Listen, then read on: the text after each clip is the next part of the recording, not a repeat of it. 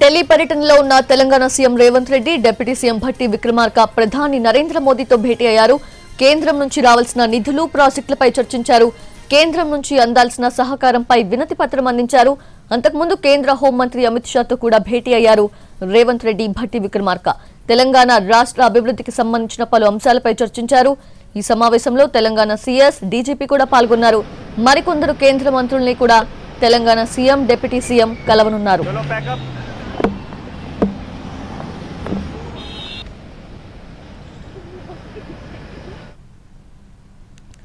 అది ప్రధాని నరేంద్ర మోడీతో భేటీ అయ్యారు Telangana CM Revanth Reddy, deputy CM Bhatti Vikramarka. పూర్తి అప్డేట్స్ తెలుసుకుందాము. ఢిల్లీ నుంచి మా ప్రతినిధి రాజు లైవ్ లో సిద్ధంగా ఉన్నారు. రాజు, ఈ సమావేశం అనంతరం మరికొంతమంది మంత్రుల్ని కూడా కలిసే అవకాశం ఉన్నట్లుగా తెలుస్తోంది. సో ఆ లిస్ట్ లో ఎవరున్నారు?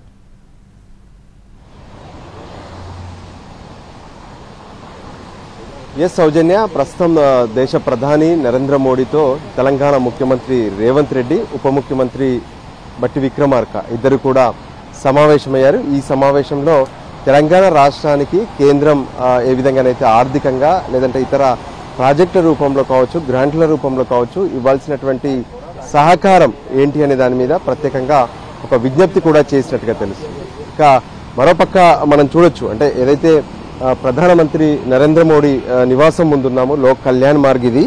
సో ఇక్కడే ప్రస్తుతం సమావేశం జరుగుతుంది.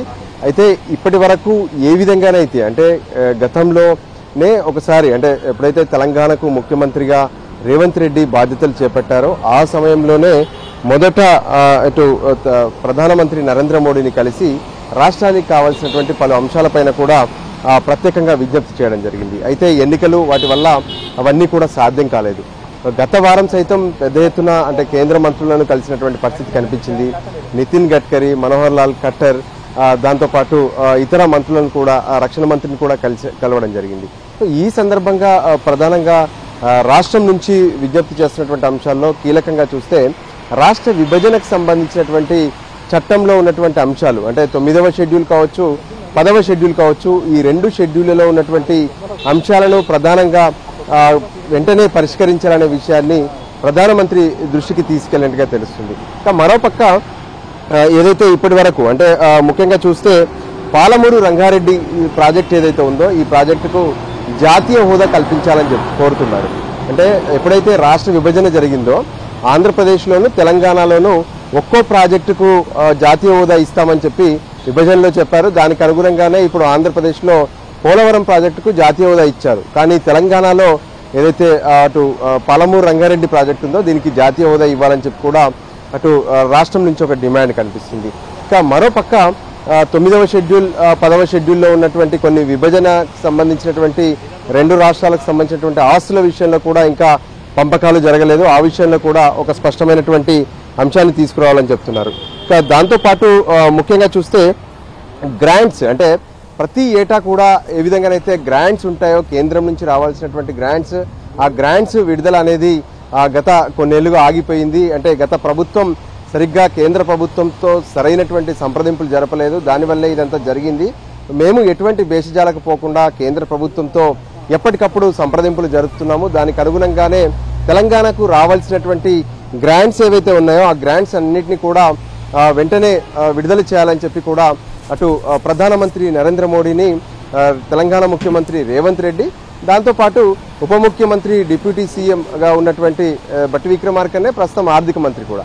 అందుకే ఆర్థిక వ్యవహారాలకు సంబంధించినటువంటి అన్ని విషయాలను కూడా ప్రధానమంత్రి దృష్టికి తీసుకెళ్లినట్టుగా స్పష్టంగా అర్థమవుతుంది. ఇంకా మరోపక్క విభజనతో ఏవైతే రక్షణ శాఖకు సంబంధించినటువంటి కాలేజీలు, రక్షణ శాఖకు సంబంధించినటువంటి స్కూల్స్ ఏవైతే ఉంటాయో తెలంగాణలో లేకుండా పోయాయి. సో తెలంగాణలో వాటిని ఏర్పాటు చేయాలని చెప్పి కూడా కోరుతున్నారు. మరోపక్క కేంద్రం నుంచి ఇవ్వాల్సినటువంటి సహకారానికి సంబంధించి ఇప్పటి వరకు అంటే ఏ విధంగానైతే అన్ని కేంద్ర మంత్రులను కలిసి ఆయా అంశాలకు సంబంధించి విజ్ఞప్తులు ఏవైతే చేశారో, అంటే నితిన్ గడ్కరీని కలిసి జాతీయ రహదారులుగా రాష్ట్ర రహదారులను మార్చాలనే విషయాన్ని స్పష్టం చేశారు.